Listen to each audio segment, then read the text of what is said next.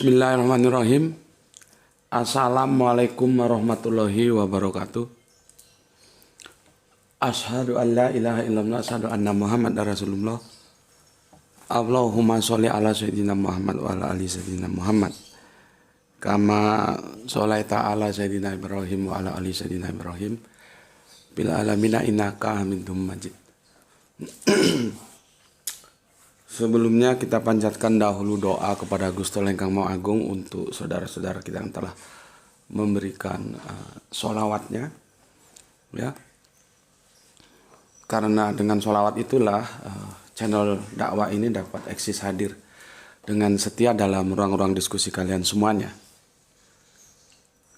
Dan tentunya dengan sebuah harapan semoga sholawat itu menjadi catatan langit dan Allah akan membalaskannya dengan balasan yang lebih baik lagi. Selanjutnya untuk seluruh viewer terkasihku dimanapun kalian berada, di mancanegara maupun di dalam negeri, ya, aku ucapkan terima kasih atas apresiasinya. Dan semoga menjadi pribadi yang selalu always, tidak pernah never, ya. Eksis, anti skip dan anti download. Kalau mau nge-share gimana Gus? Nah, kalau mau nge-share silakan saja. Bahkan aku sangat berterima kasih kalau dari kalian ada yang bersedia untuk meng-share kajian-kajian dari channel dakwah ini. Tapi yang di-share linknya ya, linknya agar tetap terkoneksi terhadap channel ini. Jangan kamu unduh terus kamu potong yang kamu sendiri nggak tahu kemana arahnya itu nantinya. Jadinya kacau, ya. Sudah itu kamu unggah ulang. Itu aku nggak pernah kasih izin untuk yang hal seperti itu. Tapi kalau ada yang masih melakukan itu ya, mungkin dia menjadi guruku untuk aku bisa belajar lebih ikhlas. Kan kita bisa belajar dari mana saja. Ya gimana lagi, sudah dikasih tahu tetap enggak mau tahu itu loh. Kemarin dicolong lagi videonya dan dipotong lagi, diunggah lagi sama dia. Akhirnya positive thinking, mungkin dia adalah yang diutus oleh Allah untuk menjadi guruku untuk belajar ikhlas. Jadi positive thinking aja sudah. Ya sudah dikasih tahu juga nggak mau tahu, terus kita mau gimana lagi coba. Ya, sebetulnya kan kita mengharapkan ada sebuah kesadaran lah ya, bahwa di situ ada karya, ada waktu yang diluangkan, ada pemikiran yang dihamparkan, ada ini ada itu yang harus dibagi dengan kepentingan bagaimana Gus Meti itu sebagai kepala rumah tangga. Jadi ada pengorbanan di balik itu. Tidak serta-merta karya itu jadi, itu enggak. Tapi ya itulah ya. Berikutnya untuk seluruh viewer terkasihku, aku tidak bisa sebutkan satu persatu dari kalian semuanya, dan atas doa-doa baiknya aku ucapkan terima kasih. Dan aku juga berdoa kepada Gusti Allah Ingkang Maha Agung, semoga kebaikan doamu untukku Gusti Allah Ingkang Maha Agung curahkan juga untukmu. Kita berharap tentunya doa-doa kita itu menjadi bagian dari doa-doa yang terijabai. Amin amin ya rabbal alamin. Alhamdulillah setelah kemarin mendung dan diguyur hujan, hari ini cerah, dan ini matahari sangat cerah saat duha ini ya. Mampir ngombe kita mulai, tapi aku usahakan sedapat mungkin tidak akan lebih dari 30 menit sedapat mungkin ya. Nanti kalau masih kurang kita bikin seri berikutnya.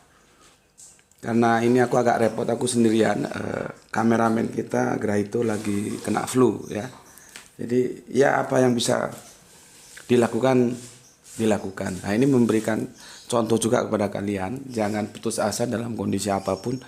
Lakukan saja apa yang bisa dilakukan, karena Allah tidak akan menuntut melebihi dari apa yang kemampuan untuk bisa kita lakukan ya. Ya gini, nanti kalau tergantung dengan Graito, dia sendiri lagi terganggu kesehatannya, kena flu ya, jadi nggak dakwah dong. Ya sudah, nanti hasil syutingnya seperti apa ya nggak masalah lah ya, kita mengalir aja. Oke. Logistiknya diisi dulu biar logikanya bisa jalan. Bismillahirrahmanirrahim.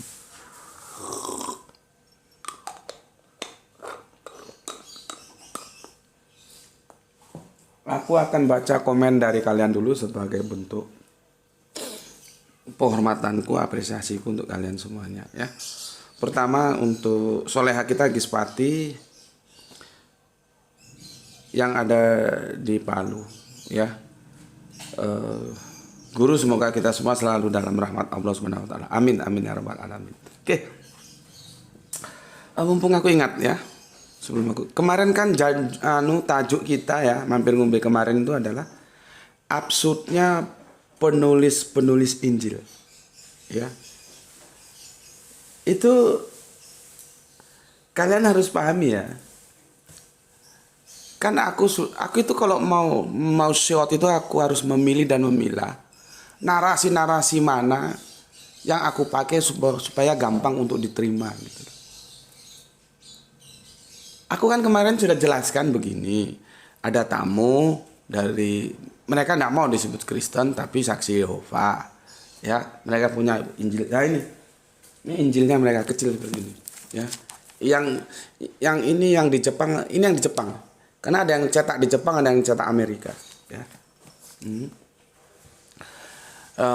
Diskusinya itu akhirnya mengerucut pada sebuah nama Kanjeng Nabi Muhammad. Dia bilang tidak ada, aku bilang ada. Masalahnya, kalau aku tunjukkan, kamu mau menerima apa enggak? Gitu loh. Dari sini seharusnya kalian tahu bahwa aku sudah tahu bahwa Injil Barnabas itu tertolak oleh kekristenan.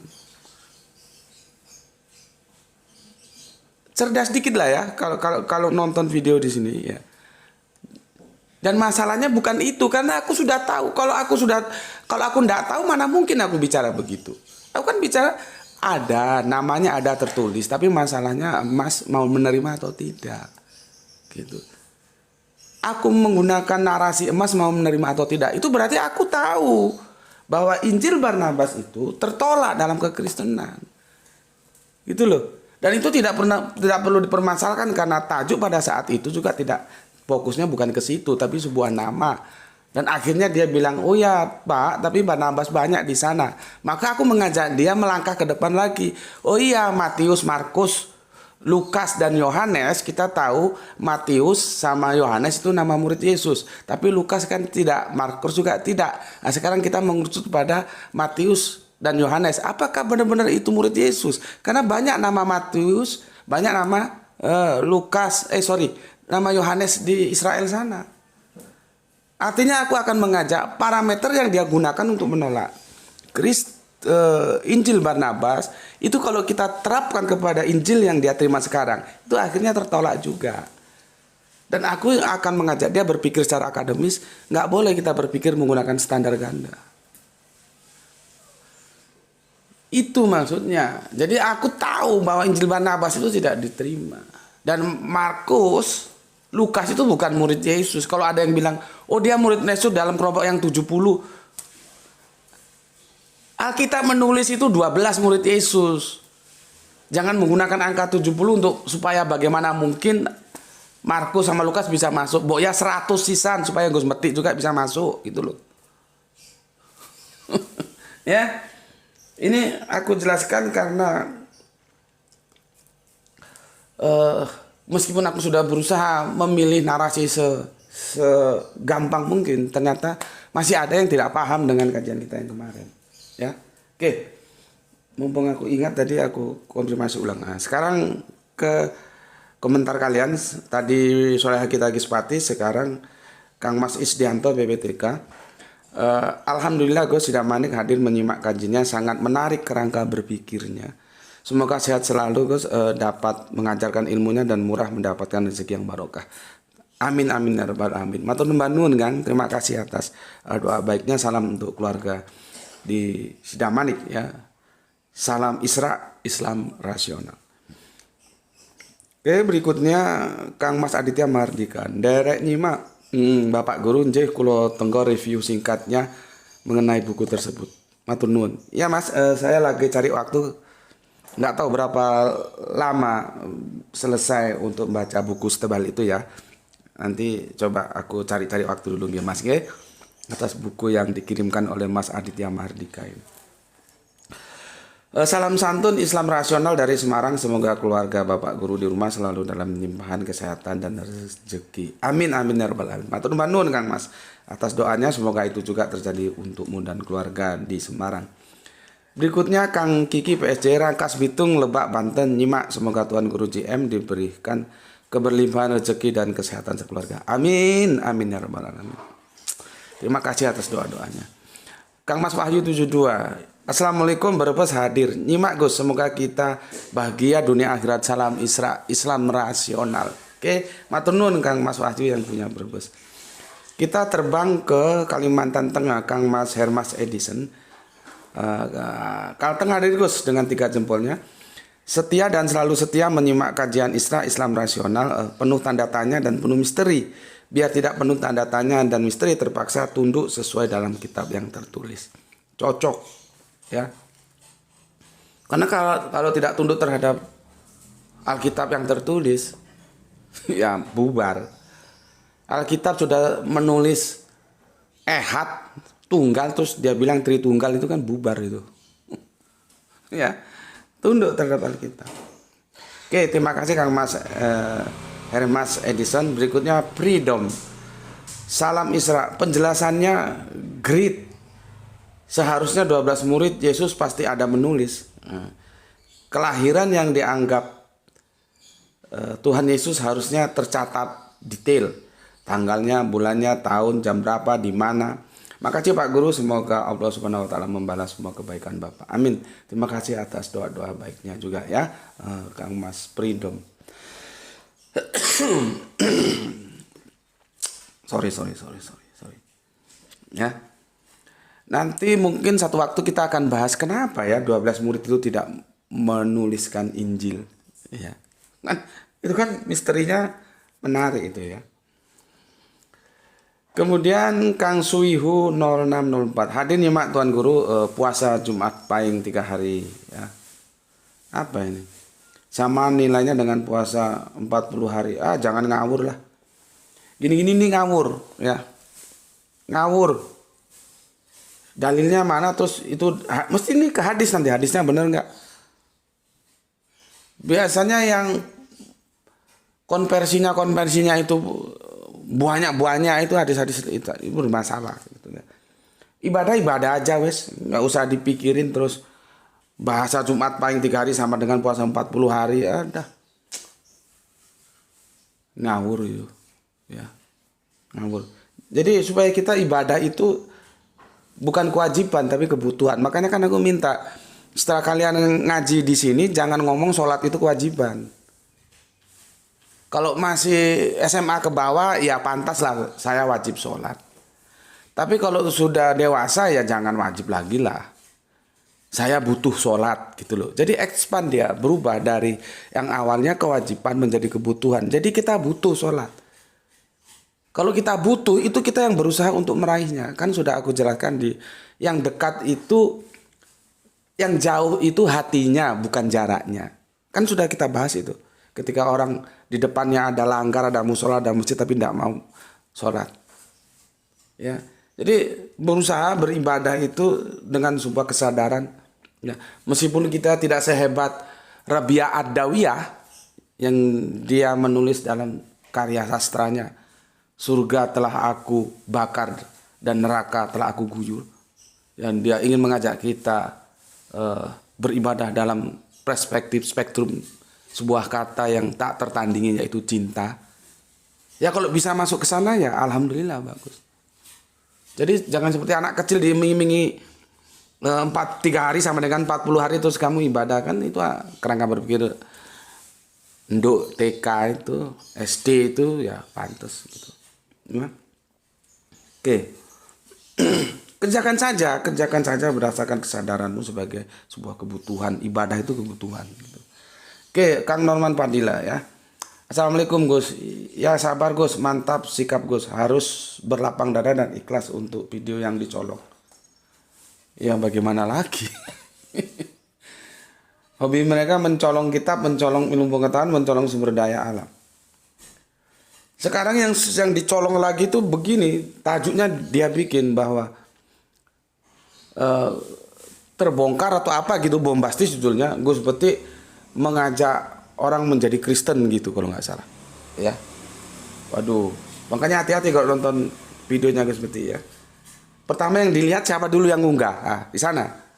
Kalau channel Gus Peti itu aman. Tapi kalau channelnya bukan channel Gus Peti, ya. Tapi kalau bukan channel Gus Peti, tapi itu channel-channel yang kredibel bahwa itu adalah channel dakwah Islam, yaitu aman juga ya. Tapi kalau channel yang bukan channel Gus Peti, channel lain tapi juga bukan channel dakwah Islam, itu harus hati-hati. Karena dunia informasi sekarang nggak bisa kita jaga ya. Begitu sudah kita lepas ke YouTube, itu menjadi liar, siapa aja orang bisa ambil. Ya. Hobi mereka mencolong kitab, mencolong ilmu pengetahuan, mencolong sumber daya alam. Waduh, gawat. Memang susah Gus kalau hewan lidahnya sudah menjulur. Kalau di tempatku biasanya dilempar atau dipotas. Waduh. Terima kasih Balikpapan. Kemudian Kang Sahran Gipari menyimak setelah Jumatan, mantap. Ya. Kang Irwansyah Batam hadir Gus. Oke, terima kasih. Kang El Diablo Bandung nomor 4 ya. Pikantuk nomor sekawan nggih. Nggih, terima kasih. Yang punya Jogja Kang Mas Edi Margono juga. Assalamualaikum. Waalaikumsalam. Kang Samsul Yatim Pandaan di Gus. Oh. Kalau ke Malang, ke Batu silakan mampir Mas, tapi kita bikin poinmen dulu ya. Ya. Karena Pandaan Batu ya tidak terlalu jauh lah, apalagi bagi mereka yang punya kendaraan ya. Oke, terima kasih Kang Samsul Yatim ya. Kalau jenengan punya otoritas atau punya koneksi di masjid-masjid, silakan kita bikin kajian kristologi di masjid di Pandaan Mas Samsul Yatim ya. Ini tawaran dari aku ya. Berapa amplopnya? Gratis. Ya, gratis. Untuk pertama gratis. Kita kan gitu, kalau ada produk baru sampelnya digratisin dulu gitu ya. Ada yang berpikir, wah gue seperti ini ternyata gawat juga gitu. Enggak lah ya kan, kita kan jangan terlalu serius lah ya. Yang jelas tidak ada makan siang yang gratis, itu sudah berkali-kali kita sama-sama paham ya. Tapi juga jangan agama itu dibisniskan, enggak setuju aku ya. Tijaroh dengan Allah, berjual beli berdagang dengan Allah itu pakai aturan Allah itu ya. Oke, berikutnya Kang Kasmuri Darsono, nggak tahu di mana ini, terima kasih jempolnya. Hari Sunandar, terima kasih ya.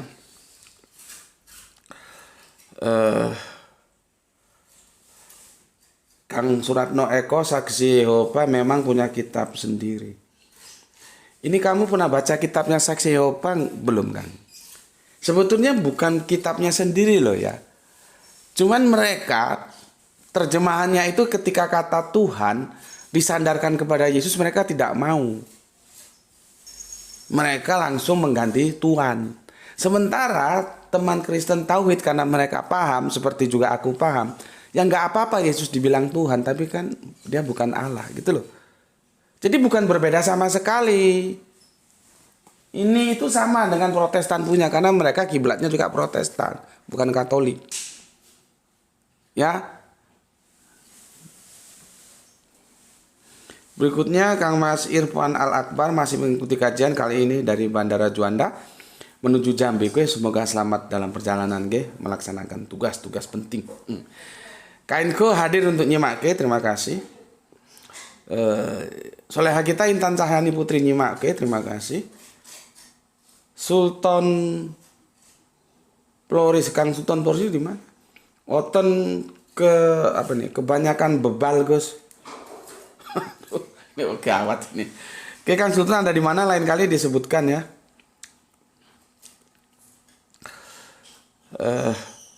Kang Rijal Wahyu Rembang hadir pertama Gus. Oke, terima kasih. Ini Suratno Eko ini bolak-balik bahas sunat-sunat, bagi aku sudah finish ya. Jadi aku nggak baca. Bagi aku sudah finish. Apapun katanya, Yahudi itu tetap memegang sunat itu ya sunat kulit katan. Islam juga begitu karena di Al-Quran ikutilah mila Abraham. Sunatnya sunat kulit katan. Perkara ada sunat hati yang monggo saja. Tapi bukan berarti sunat hati itu terus akarepmu terus kamu nggak sunat seperti anjing itu nggak sunat kulit katannya, nggak begitu. Makanya memahami Alkitab itu harus holistik. Bukan berarti sunat di Ulangan itu memang ada sunat hati itu kan bukan berarti itu terus membatalkan sunat kulit katan itu. Itu perjanjian Allah dengan Abraham. Itu berlaku selamanya. Lah terus itu kamu langgar. Kamu masih mengaku pengikut Abraham. Pengikut Abraham dari mana? Jadi aku itu paling gak suka ya ketika sudah kebenaran itu aksiomatis. Ini goblok atau memang dungu atau memang gimana, kasih tahu nggak mau tahu. Tanya sama bapak-bapak pendetamu, sama dosen Alkitabmu. Apakah sunat hati itu membatalkan sunat kulit katan? Orang sudah jelas di situ kok. Yang nggak sunat itu dilenyapkan. Kamu tahu nggak diksi dilenyapkan itu artinya apa? Itu loh ya. Karena repot, nanti kalau nggak tak baca, kamu dikirain aku itu pilih kasih antara Islam Kristen. Mau tak baca, yang kamu unggah sudah kebenaran aksiomatis dan itu aja. Pokoknya yang cerdas sedikit gitu loh. Sekarang kamu tak kasih PR. Coba tanya pendetamu, tanya siapa tokoh guru Alkitabmu, apakah sunat hati itu membatalkan sunat kulit katan? Gitu loh. Jadi aku bukan membantah adanya sunat hati, silakan saja. Karena itu berbicara dalam tataran bahasa sastra. Aku kan sudah ngomong, ketika tatoku ini aku mau dikasih duit, ya, suruh menghilangkan tatoku ini. Aku bilang apa? Ya aku sih mau menghilangkan tatoku. Tapi bukan tato yang ini. Bukan tato. Tato ini apa sih? Ini kan hanya seni aja, aku senang. Aku perlu itu, kalaupun harus bayar, aku bisa bayar, mesti aku bayar. Aku ingin menghilangkan tato yang ada dalam hatiku. Itu bukan bahasa literal. Gitu loh. Begitu juga ketika sunat hati itu bukan bahasa literal. Ya. Goblok satu ini ya. Terus ada Kang Mas Pace damai, Kang Mas Pace 2 kali ya.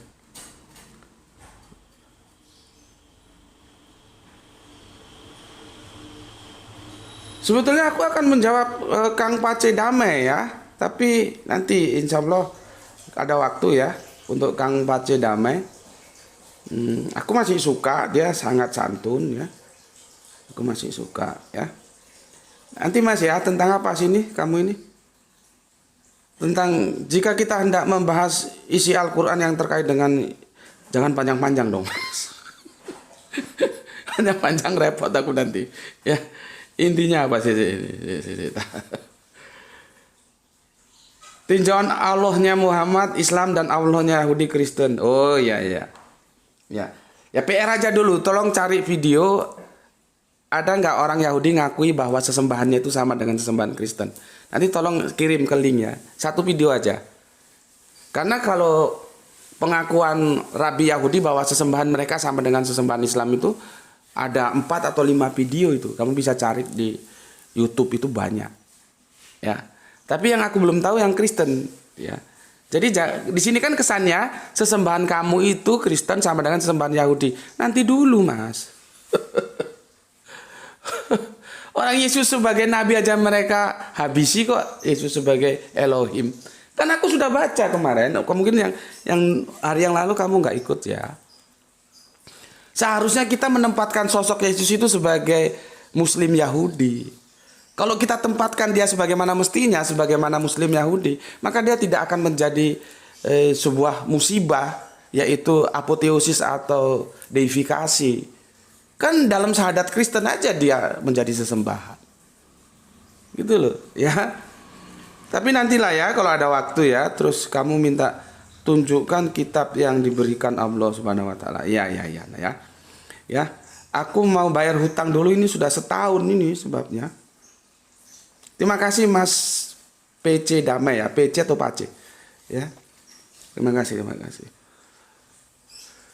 Ini hutangku sudah setahun ini. Ini si Muhammad Galbi ini power lama kita, cuman karena kesibukan sempat beberapa tahun out, sekarang kembali lagi. Jadi ini Muhammad Galbi ini domba hilang yang kembali pulang. Assalamualaikum warahmatullahi wabarakatuh. Waalaikumsalam. Ya, aku lihat waktu. Aduh, sudah 25 menit. Ya. Nanti kalau misalkan nggak nutut, kita bagi dua ya. Kalau nggak nutut, kita bagi dua.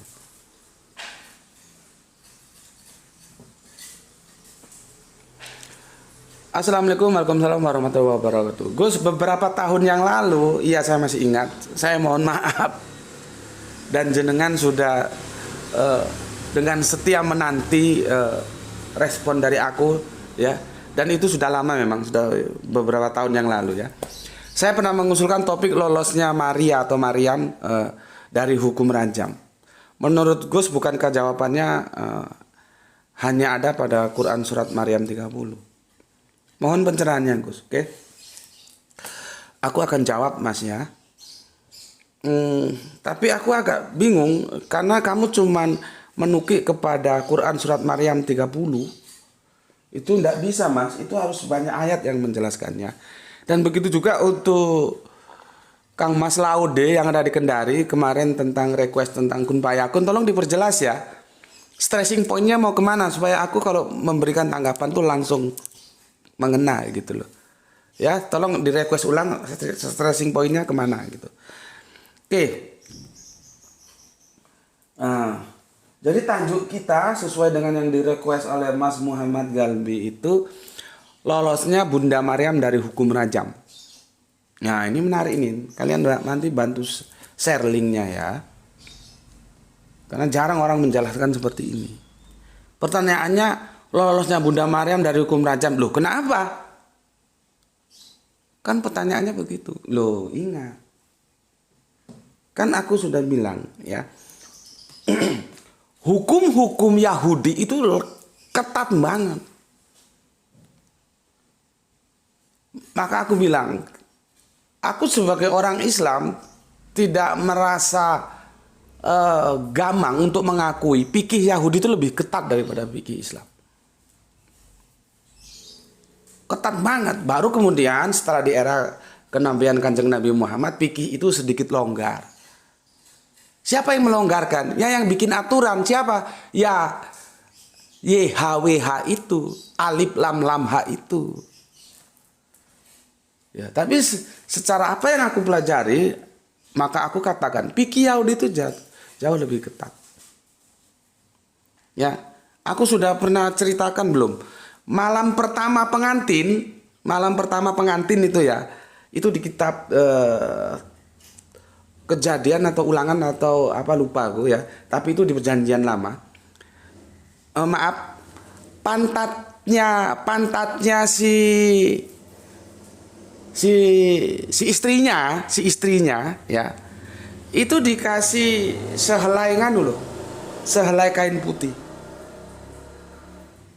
Ya, apa tujuannya coba? Supaya darah keperawanannya itu nanti bisa membekas ke kain itu dan itu menjadi bukti bahwa dia masih suci. Coba, sampai sebegitunya. Kalau nanti ternyata tidak, si laki itu punya hak untuk menuntut keluarga si perempuan. Kenapa dikasih barang bekas? Makanya dulu waktu kami masih SMA kan ada guyonan gitu. Segel rusak, kembalikan ke mertua. Jadi dalam hukum Yahudi, kesucian seorang wanita itu benar-benar diperhatikan. Sampai nanti kalau misalkan tidak bisa menunjukkan keperawanannya, itu diumumkan di gerbang kota, dibaca semua orang. Gitu hukum Yahudi. Artinya apa? Perzinahan itu sesuatu yang sangat dilarang dalam Yahudi. Sampai ke Islam juga. Maka janganlah engkau dekati zina. Tapi orang-orang kadang-kadang bikin mainan. Yang dilarang kan mendekatinya, bukan berzinanya. Kacau lagi. Ya. Kacau lagi. Ya, jadi hukum Yahudi begitu. Sebaliknya kalau si suaminya menuduh sembarangan istrinya sudah tidak perawan dan ternyata istrinya masih perawan, oh dituntut balik. Nggak tahu itu pernah aku bahas belum dalam kajian kita. Dituntut balik, jadi nggak sembarangan. Seperti kita di Islam ini ya, nuduh orang kafir sesama saudaranya kafir itu bahaya loh. Makanya hadisnya itu melarang keras. Karena apa? Kalau tidak terbukti itu berbalik ke dirinya sendiri. Sama dengan ini, menuduh istrinya tidak perawan, dia bisa menuntut keluarga istrinya. Tetapi kalau ternyata istrinya perawan, keluarga istrinya bisa menuntut keluarga yang laki. Jadi supaya orang nggak main-main gitu. Sama dengan di Al-Quran itu kan menuduh wanita berzina itu kan juga nggak boleh. Hati-hati gitu. Ya, oke. Ini introduction-nya supaya kau paham. Ya, nah ini mumpung aku ingat karena masih ada hubungannya. Ini untuk si Pace tadi ya. Untuk si Pace, kalau nggak mau aku bilang palsu ya sudah, jangan pakai palsu, mungkin terlalu menyakitkan di telinga ya. Coba kamu baca Yohanes 8, judulnya perempuan yang berzina. Nih, Yohanes 8 perempuan yang berzina. Nih ya, Yohanes 8, lihat tuh. Kalau aku kasih merah-merah karena aku pelajari. Ada highlight, aku tulis merah itu yang penting. Aku belajar gitu ya. Nih ya. Tolong kamu cari apakah perikop perempuan yang berzina itu memang benar ada atau yang ditambahkan kemudian. Padahal kalau kita baca sudah diperingatkan di perjanjian lama, di perjanjian baru, di kitab Wahyu diperingatkan. Tidak boleh menambah dan mengurangi firman. Nah, aku mau tanya, sejauh apa pemahamanmu tentang Alkitab? Perempuan yang berzina ini bisakah dipertahankan bahwa ini firman Tuhan? Ya. Ini juga tentang zina. Nah, masalahnya sekarang yang Islam juga begitu, yang Kristen juga begitu ya. Kalau kita lihat di perdebatan-perdebatan itu sama-sama goblok. Sama-sama goblok. Karena apa? Diksi zina di dalam perjanjian lama ya itu banyak ya, di perjanjian baru juga. Tapi hati-hati loh, tidak semua zina itu harafiah. Makanya banyak yang salah memahami uhuli dan uhulibah. Banyak yang salah. Yang Kristen goblok, yang Islam juga goblok, sama-sama goblok. Apa jenenge gue? Diskusi, ya nggak ketemu. Banyak orang nggak paham oholi-oholiba yang pergi ke Mesir itu, yang berzina, bersundal, jakarnya seperti jakar kuda itu, kan banyak orang yang salah itu. Dikirain itu harafiah. Makanya ya kalau aku itu banyak yang ngajak diskusi aku, tapi aku nggak mau. Aku harus selektif siapa yang boleh diskusi dengan aku. Kalau hanya kelas-kelas coro saja untuk apa? Males aku. Nah, aku menggunakan kata-kata coro ya, perhatikan. Apakah itu harafiah atau metafora? Ya nggak mungkin kan aku diskusi sama coro. Karena itu nanti juga ada kata-kata yang harus dipahami di Al-Quran ketika aku menjelaskan ini. Ya, oke. Kita tahu, ya, Bunda Maryam itu tidak punya suami. Dan aku lagi diskusi keras dengan sahabatku, dengan guruku, karena dari beliaunya ada pemahaman sebetulnya Bunda Maryam itu atau Yesus atau Kanjeng Nabi Isa itu punya bapak biologis. Kami sedang diskusi dan belum ketemu sampai sekarang. Karena aku tetap bertahan, kalau dia punya bapak biologis, kenapa nisbah zuriatnya itu ke Bunda Maryam kalau tidak ke bapaknya? Begitu juga ya zuriatnya, keturunannya itu di surat apa kemarin yang kita bahas itu, ya, surat Ali Imran 38 kalau nggak salah, itu juga terhitung kepada bundanya. Kanjeng Nabi Isa tidak dinisbahkan kepada bapaknya. Kalau memang dia punya bapak biologis, gimana menjelaskan ini? Aku tidak mau kalau penjelasannya keluar dari Al-Quran. Ya kalau ada pemahaman seperti itu ya monggo, tapi aku tolak. Kalau tidak Qurani aku tolak. Kecuali Qurani seperti ini. Ini bocoran dulu ya. Pemahaman kalian kan, Kanjeng Nabi Isa itu membelah laut dan benar-benar laut. Padahal bukan, itu lautan apa? Kamu baca teksnya itu, laut apa itu? Nah, kalau yang seperti itu aku bisa terima. Karena ada argumentasi Alkitabiahnya bersandarkan kepada Al-Quran. Bahwa Kanjeng Nabi Musa itu tidak membelah laut seperti yang dipahami seperti dongeng. Laut dibelah gitu, enggak. Ya, makanya PR untuk kalian, laut apa? Bahar. Laut bahasa Arabnya bahar itu baharnya apa? Ya. Gitu loh. Oke, sekarang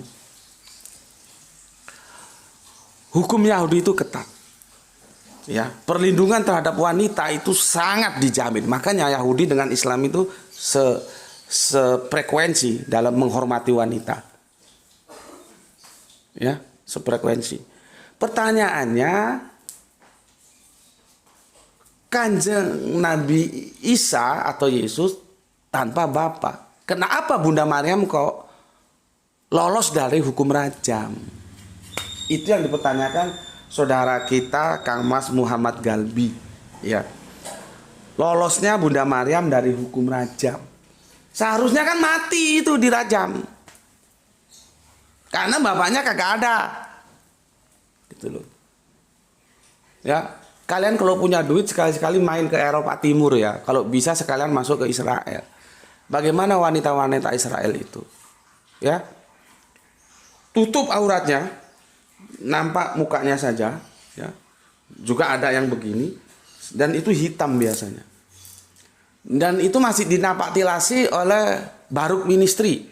Ketika aku debat di Bali itu, jadi siapa namanya, dia nggak mau disebut pendeta, mereka kiblatnya Lebanon, Kristen Arab, jadi Abuna, bapak kami, panggilannya Abuna, ya. Andreas Kemal itu ngajak santri-santrinya. Jadi yang perempuan itu ya pakai, aduh, dicecer sama orang Islam ya podo, nggak bisa dibedakan, sama tertutupnya, sama pakai hitamnya. Yang laki-laki juga pakai baju-baju muslim, baju takwa kita sama. Nah, yang aku tahu sih ketika syariat aurat itu Kristen yang masih menjaga itu si Baruk Ministry ini. Kalau di sini mana ya kamu lihat sendiri, masuk gereja aja seperti itu. Ya, oke. Sekarang Mas Galbi ya. Sudah 38, nanti kalau nggak selesai ini selanjutnya ya. Jadi gini, aku kasih recommended. Kita kan pernah bahas dikit-dikit mujizat, bayi Yesus bisa ngomong, ya. Kan sudah bahas itu berapa video itu, berapa seri. Itu tolong dilihat dulu. Berikutnya video yang mana lagi ya? Kajian kita ini karena saling terkait. Karena gini Mas Galbi, ya, cara pandangku dengan mainstream beda Mas. Makanya nanti aku akan membabarkan beda. Khususnya tentang ada bayi Yesus bisa ngomong itu loh. Itu aku tolak. Makanya nanti aku agak kerepotan juga memaparkannya supaya kamu paham. Jadi nggak ada ceritanya karena Al-Quran sudah bilang di surat An-Nahl itu, kau keluar dari perut ibumu dalam keadaan tidak tahu apa-apa. Maka diberilah penglihatan, pendengaran, dan hati. Lewat edukasi kita bisa apa-apa, lewat pendidikan. Nah ini kok ada bayi bisa ngomong gitu kan. Dan itu sudah kita bahas, itu aku tolak. Karena kamu kan sempat hilang Dombanya sempat keluar. Nah, sekarang kamu masuk lagi. Yang itu kamu tonton dulu. Baru ke sini. Supaya nanti apa yang aku ceritakan, aku paparkan, kamu bisa nerima. Ya. Ya. Paham ya? Bahwa aku tidak seperti mainstream. Jadi nggak ada ceritanya bayi bisa ngomong. Itu terjemahannya bermasalah itu. Orang nggak ada kata menggendong kok menggendong. Menggendong bayi gini, bayi bisa ngomong. Enggak, seperti aku bilang, ngapain juga aku debat sama Coro? Itu bukan berarti Coro beneran. Sama gini, ngapain juga aku debat sama anak ingusan? Itu kan bukan berarti anaknya bener-bener ingusan. Sama saja, kenapa aku harus ngomong sama anak yang masih dalam gendongan? Terus otak lu kira itu digendong bener begini? Lah kalau masih bayi kenapa diketemukan kepada bangsanya, kepada umatnya yang dia ditugas untuk dakwah? Kan aneh. Justru diketemukan itu karena dia sudah besar. Gitu loh. Ya. Oke. Sekarang akan kita mulai. Sebentar. Sudah 41 ya. Ya, tajuk kita lolosnya Bunda Maryam dari hukum rajam ya. Nggak bisa tuntas ini ya. Maka aku jelaskan satu topik aja dulu ya. Tentang kerasnya kehidupan yang dilalui. Ya, ada satu ayat, dua ayat, tiga ayat, 4 ayat ya. Atau nggak sampai lah nanti ya. Oke. Ini aku nggak ada papan tulis, kamu tulis ya. Atau kamu nonton sambil buka Al-Quran, buka surat Ali Imran 336 yang kemarin sudah kita diskusikan ya, mengenai duriat ya. Tapi ini kita bidik yang lain, bukan duriatnya ya. Begini, Bismillahirrahmanirrahim. Maka ketika melahirkan siapa? Bunda Maryam. Dia berkata, siapa? Hana. Hana itu bisa kita dapatkan dari Injil Yakobus ya. Kalau di Al-Quran tidak disebutkan namanya Hana. Itu ibunya Bunda Maryam atau yangtinya Kanjeng Nabi Isa gitu ya. Yangti itu orang Jawa yang putri disingkat yangti. Kalau yang kakung yangkung gitu ya. Maka ketika melahirkannya dia berkata, "Iya, Robku." Kalau guru Al-Quranku begitu, nggak mau dia. Ya Tuhanku itu nggak mau dia. Ya Robku, ya aku telah melahirkan anak perempuan.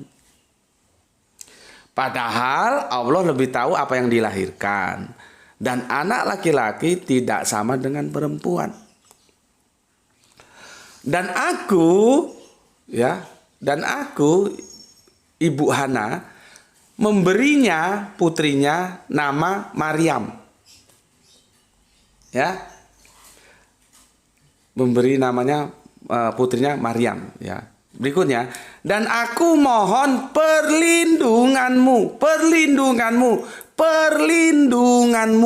Stressing pointnya di situ. Kalau kemarin kan di zuriatnya. Ya, yang di sini diterjemahkan, dan aku mohon perlindunganmu untuknya Maryam dan untuk anaknya Kanjeng Nabi Isa dan untuk cucunya, anaknya Kanjeng Nabi Isa. Kalau di sini terjemahnya begitu, untuknya dan anak cucunya. Itu singkatnya kalau dalam bahasa Arabian dalam satu kata zuriat. Nah, kemarin kan kita menstressing zuriatnya bahwa Kanjeng Nabi Isa itu ya punya anak, artinya ya menikah, orang dia bukan impoten kok, bukan homo. Ya. Kanjeng Nabi Isa itu sehat, normal, laki-laki, bukan homo, bukan impoten gitu loh. Makanya kita lihat nanti fikih, ya, tonton juga videoku tentang Maria Magdalena, tajuknya entah apa itu. Jadi dua ya, tentang Maria Magdalena menyeka tubuh Kanjeng Nabi Isa dengan minyak narsu apa itu. Itu kalau bukan istrinya ndak boleh.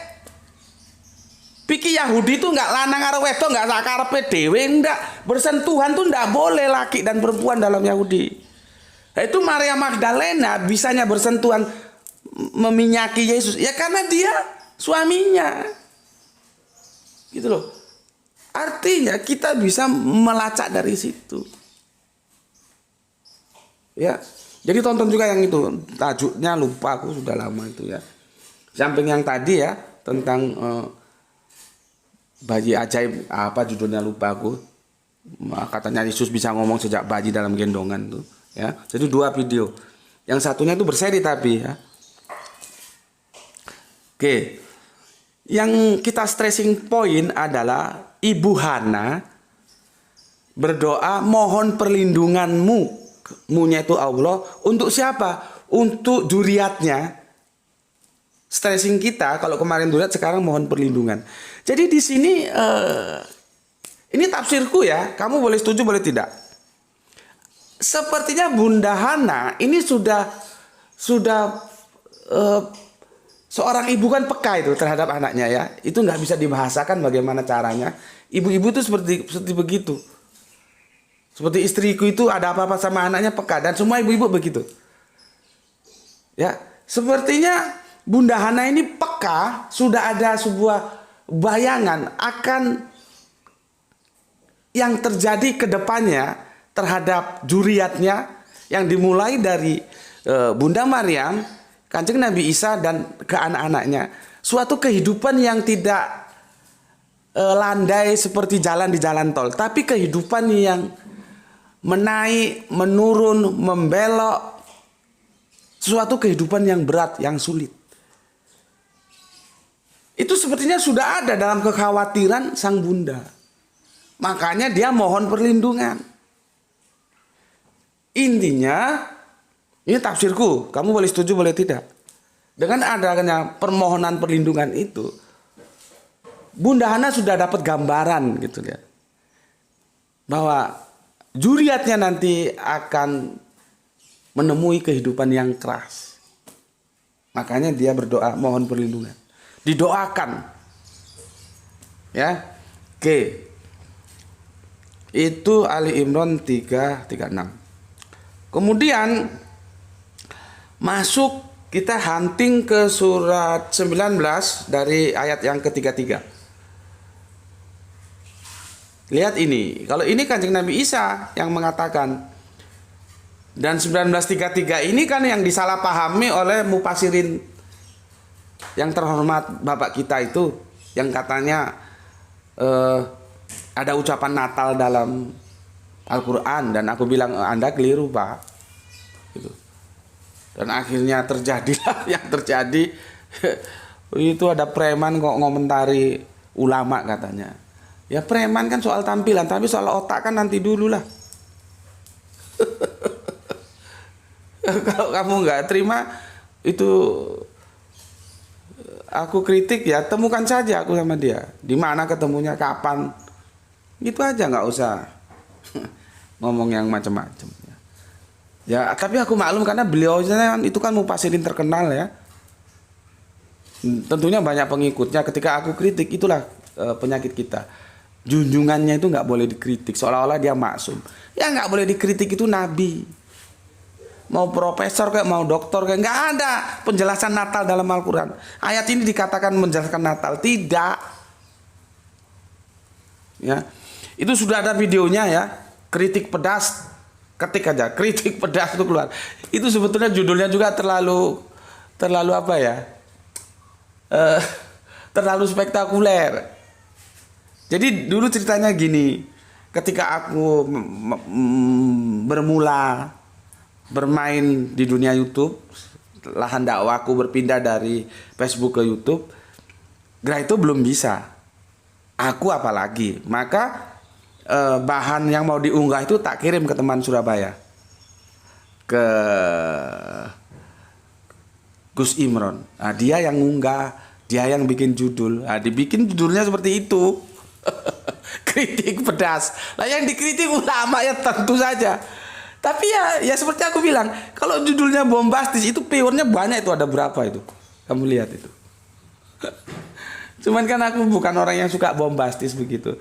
Tapi karena aku nggak bisa apa-apa, tinggal nerima, ya udah diunggah aja dengan tajuk seperti itu. Nah, sekarang kita ini Stressingnya di mana?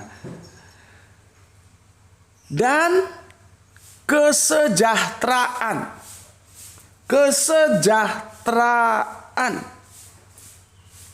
Semoga dilimpahkan kepadaku pada hari kelahiranku, pada hari wafatku, dan pada hari aku dibangkitkan hidup kembali. Lihat itu. Kanjeng Nabi Isa pun masih berdoa supaya dilimpahkan kesejahteraan. Tadi di surat Ali Imran, yang T-nya sudah juga berdoa supaya dilindungi anak cucunya. Ya. Ini gambaran bahwa kehidupan yang dihadapi itu keras. Ya. Waduh, udah hampir 1 jam.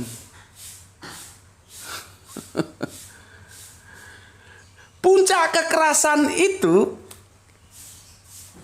tapi stressing pointnya nggak ke sini ya, ke Bunda Maryam kan, ya. Tapi sekalian aku bahas. Puncak kekerasan itu ada di surat An-Nisa ayat 4157 yang aku bilang. Sebetulnya salib penyalib itu perselisihan antara, polemik antara, perseteruan antara Islam dan Yahudi. Bukan Kristen. Kristen nggak tahu apa-apa. Dia tiba-tiba aja nyelonong masuk ke sini. Seperti Camba itu nyampur doang. Nyampur ke sayur sana, nyampur ke, tapi nggak tahu urusannya. Kita nggak ada urusan sama Kristen. Ini polemik Islam dan Yahudi. Kamu baca seluruhnya. Surat An-Nisa 4157 itu. Dan sekarang orang Yahudi nggak ambil pusing mau siapa yang disalib, terserah amat. Nah, Al-Quran itu menunjukkan bahwa Yahudi lu jangan sombong. Itu utusan gue, itu rasul gue, itu kekasih gue yang gue muliakan. Yesus itu kekasih gue, lu jangan sombong. Bukan dia yang lu salib, gitu loh.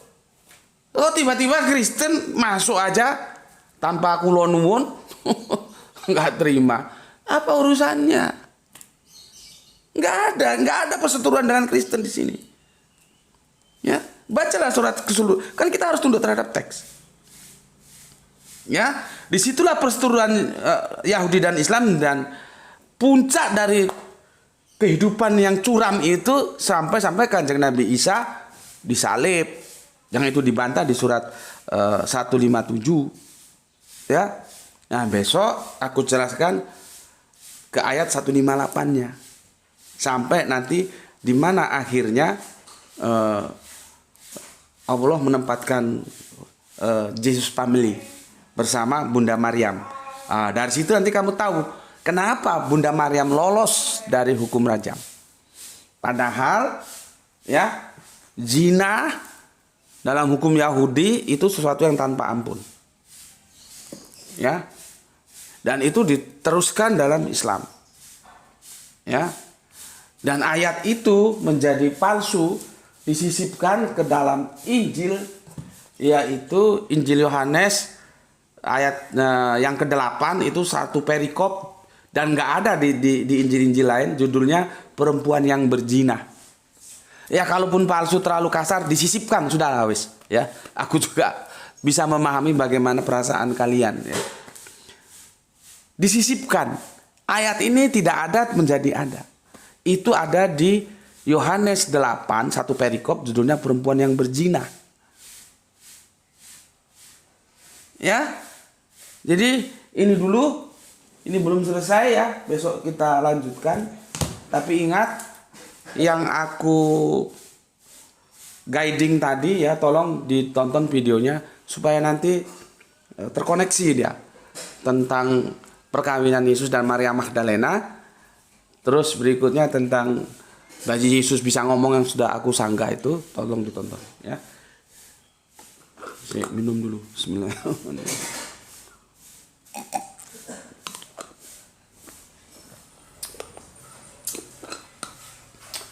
Nggak tahu nanti ini kan ini weekend ya, jadi agak longgar, dan ini 1 jam kurang 6 menit.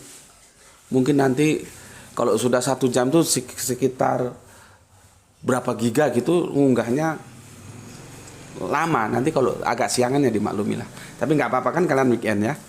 Oke. Untuk saudara-saudara Islamku ya, aku ingatkan, jaga Allah, jaga Kanjeng Nabi, jaga. Al-Quran, jaga Islam jadi bingkai imanmu, tetapi tetap memberi hormat kepada saudara-saudara kita yang memilih jalan lain, ya, karena mereka juga tetap saudara kita. Kalau ada sesuatu yang tidak ketemu ya dibicarakan secara baik-baik dengan penuh hormat, ya. Oke, dan kita juga berdoa supaya kita mendapat keberuntungan, yaitu rezeki yang melimpah ruah, yang barokah, ya. Karena kita hidup di dunia, ya, dunia ini materi ya tetap aja lah. Kita itu butuh materi siapapun dia, ya, apalagi aku. Gak ada, gue gak butuh materi, itu sudah melanggar sunatullah itu.